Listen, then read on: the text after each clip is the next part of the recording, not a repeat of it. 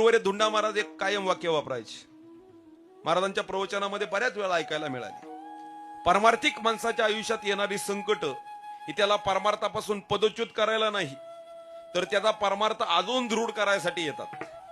भक्त प्रल्हादाच्या आयुष्यात पावला पावलाला त्याच्या बापाने, त्याच्या वडिलांनी संकट आणली, पण परिणाम भक्त प्रल्हाद भक्तीपासून ढळला नाही, तर त्याची भक्ती अजून सुदृढ झाली, अजून निष्ठावान झाली. तशी आपली भक्ती अशी सुदृढ व्हावी, अशी निष्ठावान व्हावी, ही अपेक्षा तुकोबाऱ्यांना सुद्धा लागलेली आहे. आणि त्या अपेक्षेपोटी तुकोबारे आज भगवंताकडे विनंती करतात, हे भगवंता, माझ्या अंतकरणात तू धीर दे, धैर्य दे. पण ते कशा प्रकारचं दे, तर त्यासाठी तुकोबाराय शब्द प्रपंच करतात आणि एक दृष्टांत आमच्या डोळ्यासमोर उभा करतात. अभंगाचं पहिलं चरण.